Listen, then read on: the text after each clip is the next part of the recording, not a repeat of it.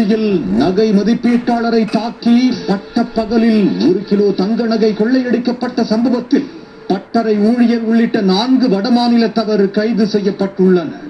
கொள்ளை கும்பலின் பின்னணி என்ன?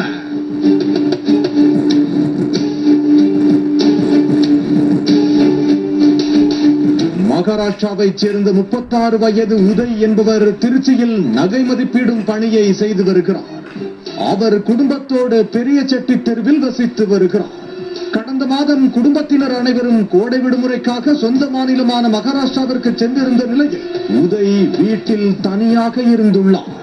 வீட்டின் கீழ்த்தளத்தில் உதய் கடையில் பணியாற்றும் 18 வயது நிதின் என்பவர் தங்கியுள்ளார். இந்த நிலையில் கடந்த 26ஆம் தேதி மதியம் நிதின் வீட்டிற்கு சென்ற போது 5 பேர் உரிமையாளர் உதயிடம் பேச வேண்டும் என கூறியுள்ளனர். அவர்கள் 5 பேரையும் நிதின் உதய் வீட்டிற்கு அழைத்து சென்றுள்ளார்.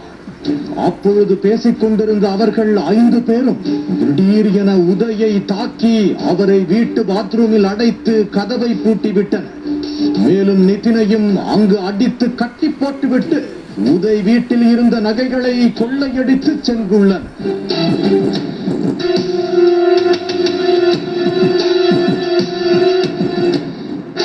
இது குறித்து உதய் கோட்டை போலீசாருக்கு தகவல் தெரிவித்தார். தகவலின் அடிப்படையில் சம்பவ இடத்திற்கு சென்ற போலீசார் தீவிரமாக விசாரணை மேற்கொண்டனர். கொள்ளையர்கள் தாக்கியதில் காயமடைந்த உதய் திருச்சியில் உள்ள தனியார் மருத்துவமனையில் சிகிச்சைக்காக அனுமதிக்கப்பட்டுள்ளார். அவர் வீட்டில் 1 கிலோ அளவிற்கான நகை வைக்கப்பட்டிருந்ததாகவும் அவை அனைத்தும் கொள்ளையடிக்கப்பட்டிருக்கலாம் என உதய் போலீசாரிடம் தெரிவித்துள்ளார். 1 கிலோ நகை கொள்ளையடிக்கப்பட்டதா என்பது குறித்தும் உதயை அடித்து அவர் வீட்டில் இருந்த நகைகளை கொள்ளையடித்து சென்றது யார் என்பது குறித்தும் போலீசார் தீவிர விசாரணை மேற்கொண்டு வந்தனர்.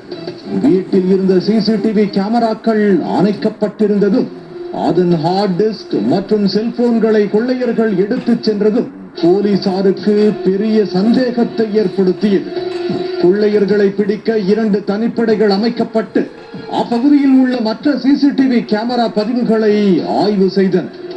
மேலும் ஊழியர் நிதின் மற்றும் உரிமையாளர் உதயின் செல்போன் அழைப்புகளை ஆய்வு செய்ததில் நிதின் மீது போலீசாருக்கு சந்தேகம் வலுத்தது.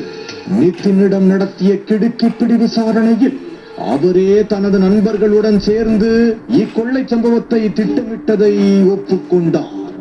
நிதின் கொடுத்த தகவலின் பேரில் மராட்டிய மாநிலத்திற்கு விரைந்த தனிப்படை போலீசார் அங்கு மறைந்திருந்த ஜாதஸ், பியூஷ் ஆனந்த், பிரவீன் ஆகிய 3 பேரையும் அடக்கி பிடித்தனர். கைது செய்யப்பட்டவர்களிடம் இருந்து கொள்ளையடிக்கப்பட்ட 1 கிலோ தங்க நகைகள் முழுமையாக மீட்கப்பட்டன. பிடிபட்ட 4 பேரையும் தனிப்படை போலீசார் ரயில் மூலம் திருச்சிக்கு அழைத்து வந்து நீதிமன்றத்தில் ஆஜர்படுத்தி சிறையில் அடைத்தனர்.